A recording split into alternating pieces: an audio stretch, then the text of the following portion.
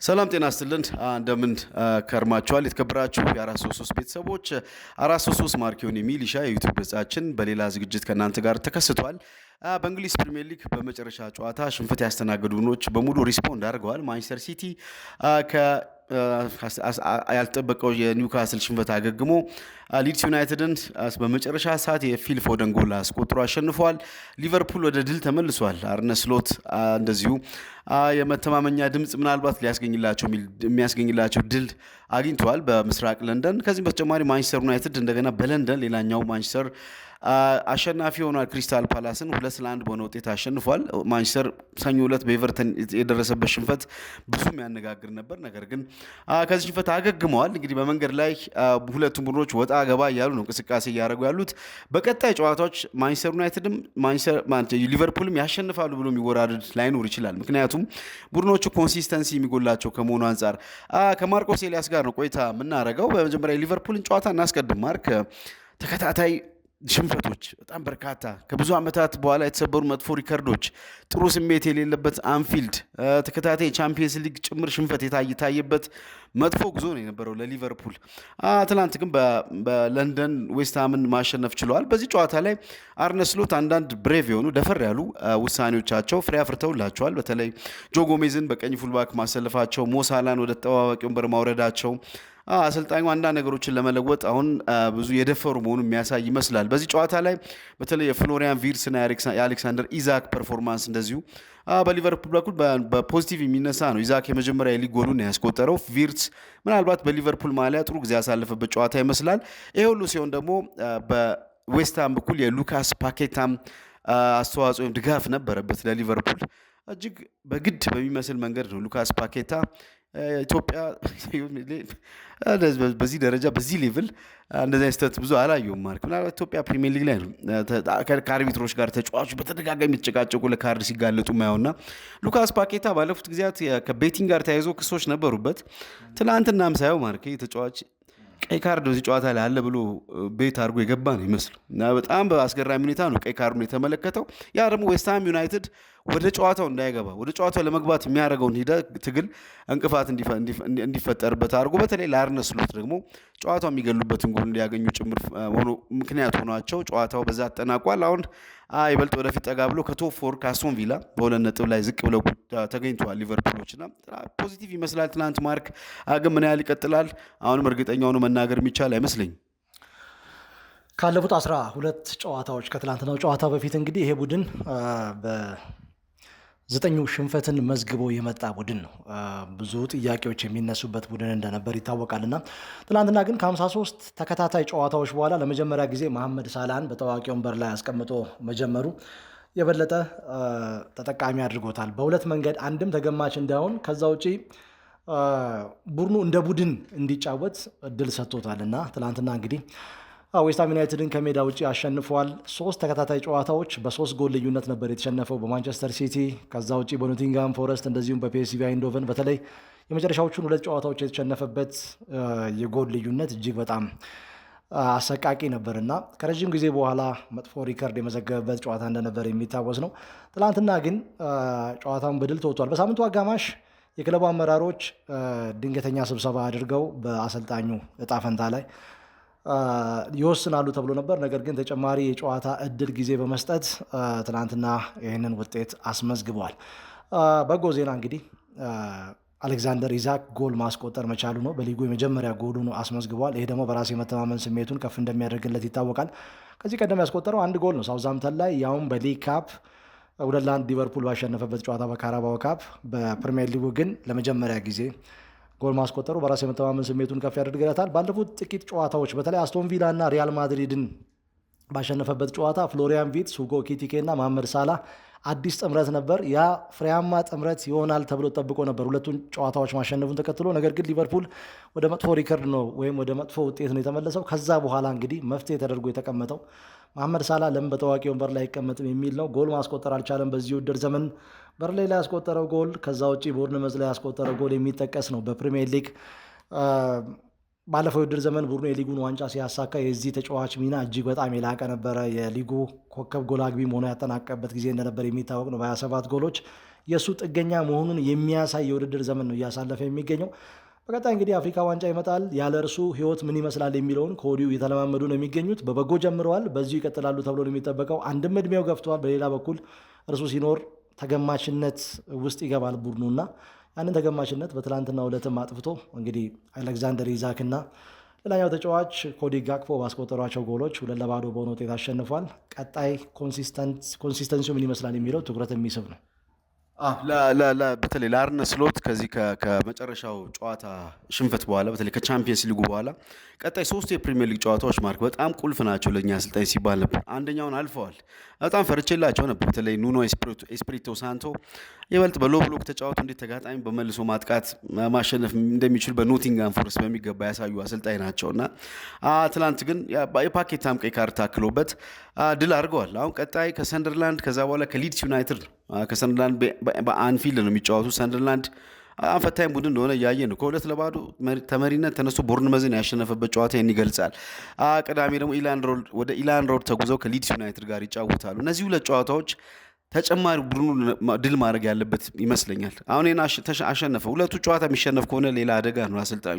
ስለዚህ 3ቱን ጨዋታ ይበልጥ በተከታታይ ያሸንፎ ወደ ውጤታማነት መመለስ ይጠበቅባቸዋል። ጥያቄው ይህን ያደርጋሉ የሚለው ይመስለኛል። በሌላ ደግሞ የፕሪሚየር ሊጉ ሳይድ ስንመለከት ማንቸስተር ዩናይትድ ለሰኞ የኤቨርተን አዘግናኝ ሽንፈት ምላሽ የሰጠበትን ትናንት ፐርፎርማንስ አሳይቷል በሴለርስ ፓርክ።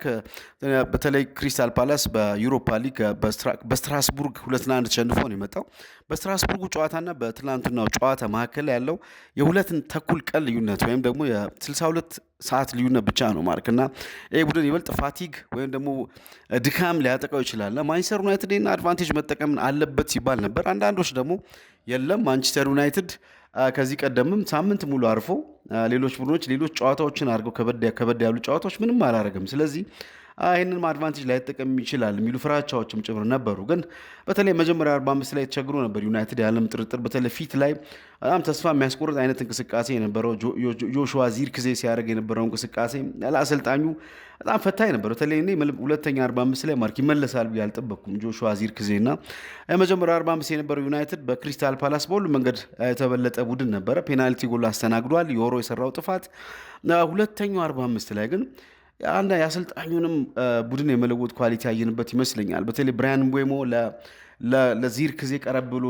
መጫወት ሲጀምር ከዛ ቡድኑ 2:45 ላይ ይበልጥ ወደ ጨዋታው ሪትም መግባት ሲጀምር በጣም ቶፕ የሆነ ጊዜ ነው ያሳለፉት። 2 የቆመ ኳስ ነው ያስቆጠሩት። ግን በጨዋታው ማንቸስተር ዩናይትድ 2:45 ያዩት ዩናይትድ በጣም ቶፕ ነበር ማለት ይቻላልና ለሩበን አሞሪምም ትላንት ሌላ ልክ እንደ አርነ ስሎት ባይሆንም ተደጋጋሚ ሽንፈት ያስተናገዱ ባይሆንም ሁለተኛው 45 በተለይ ቡድኑ ፐርፎርማንስ ከ2021 በኋላ በሜዳው አሸንፎ የማያውቁትን ክሪስታል ፓላስ እንዲያሸንፉ ነው ያደረገውና በማንቸስተር ዩናይትድን በኩል አንድ እርምጃ ወደፊት 2 እርምጃ ወደኋላ አሁን ይህን ጨዋታ አሸነፉ። ቀጥሎም እንደሚፈጠር ደግሞ ለማወቅ ያስቸግራል ማርክ። ትናንትና ግን በተለይ ሁለተኛ 45 ብዙ ፖዚቲቭ ነገሮች የነበሩበት ይመስለኛል።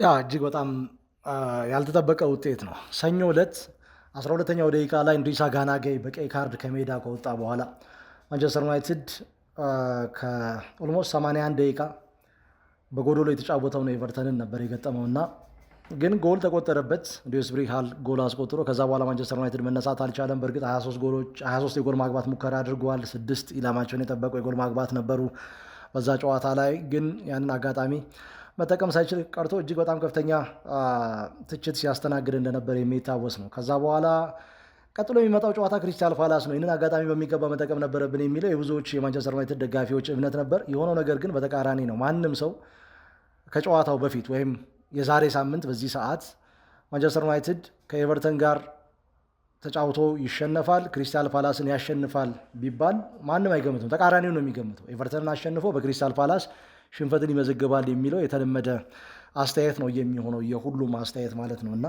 ትናንትና በነበረው ጨዋታ ላይ እንግዲህ ማንቸስተር ዩናይትድ ቀድሞ ጎል ተቆጠረበት። ከዛ በኋላ ከጠዋቂ ወንበር ላይ ተነስተው ይጫወቱ የነበሩ 2 ተጫዋቾች ናቸው ጎል ማስቆጠር የቻሉት። አንደኛው የጆሹዋ ዚርክዚ፣ ሁለተኛው የማቲያስ ኩኛ ጠዋቂ ተጫዋቾች ናቸው በቅደም ተከተል ጆሹዋ ዚርክዚ እና እንደዚሁም ደግሞ ሜሰን ማውንት እና ቀድሞ ጎል ተቆጠረበት። ባለፈው ዓመት ነው ለመጨረሻ ጊዜ እንግዲህ ከሜዳው ውጪ እስከ እረፍት 1-0 እየተመራ ከእረፍት በኋላ አገግሞ ጨዋታ ማሸነፍ የቻለው ማንቸስተር ሲቲን ሻምፒዮኑን ቡድን። ከዚህ በፊት የነበረው ሪከርድ ጥሩ አልነበረም። ከሜዳው ውጪ በቀደሙት 24 ጨዋታዎች ከ2021-22 የውድድር ዘመን ጀምሮ እስከ እረፍት 1-0 እየተመራ ያሸነፈው ማንቸስተር ሲቲን ብቻ ነው። 5 ጨዋታ አቻ ተለያይቶ በ19 ጨዋታ ሽንፈትን መዝግበዋል። ትናንትና እንግዲህ ይህንን ጨዋታ በድል መወጣት መቻሉ ማንም ያልጠበቀው ውጤት ነበር እና በቆሙ ኳሶች ብሩኖ ፈርናንዴዝ 2 አሲስት አድርጓል።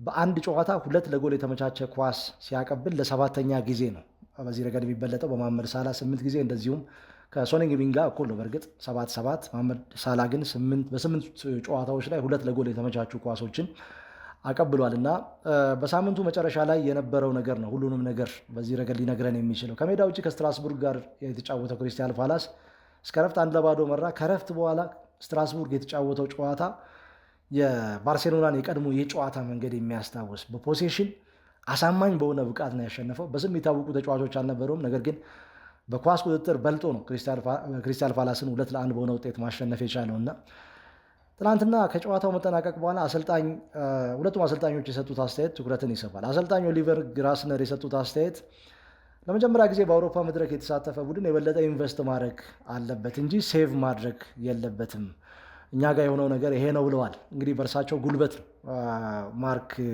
ጌሂን ማስቀረት የቻሉት። አሰልጣኝ ሩበን አሞሪም የሰጡት ደግሞ ታክቲካዊ ጉዳይ ነው። የኦስትሪያ አሰልጣኝ አስተያየት አስተዳደራዊ ጉዳይ ነው። የአሰልጣኝ ሩበን አሞሪም አስተያየት ግን ቴክኒካል ጉዳይ ነው። የመጨረሻዎቹ ደቂቃዎች ላይ በክሪስታል ፓላስ በኩል የመዳከም ስሜት ተመለከትን። ከዛ በኋላ ሁለተኛው አጋማሽ ላይ የበለጠ ፔሱን ኢንቴንሲቲውን ጨምረን ብንጫወት ይህንን ጨዋታ በድል እንደምንወጣ እርግጠኞች ነበርን፣ ያደረግነውም ነገር ይህንን ነው የሚል አስተያየትን ሰጥተዋል እና ይህ የበለጠ ስሜት ያለው ይመስላል። ብሩኖ ፈርናንዴዝ እንግዲህ 4ኛው ተጫዋች ሆኗል በማንቸስተር ዩናይትድ በርካታ ለጎል የተመቻቸ ኳስ በማቀበል 56 ለጎል የተመቻቸ ኳስ አቀብሏል። ሪያን ጊግስ 162፣ ወይን ሮኒ 92። ከዛ ውጪ ሌሎች ተጫዋቾች ፖል ስኮልስ 55 የፖል ስኮልስን ሪከርድ ነው በዚህ ረገድ መጋራት የቻለው እና የፖል ስኮልስን ሪከርድ ነው ማለፍ የቻለው። ስለዚህ 4ኛው ተጫዋች ሆኗል ይሄ ተጫዋች እና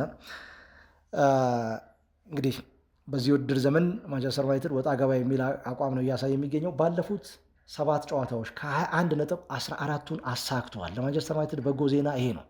ሰንደርላንድን ካሸነፈበት ጨዋታ ጀምሮ ብራይተን ኤንድ ሆቭ አልቢዮንን፣ ሊቨርፑልን አሸንፏል።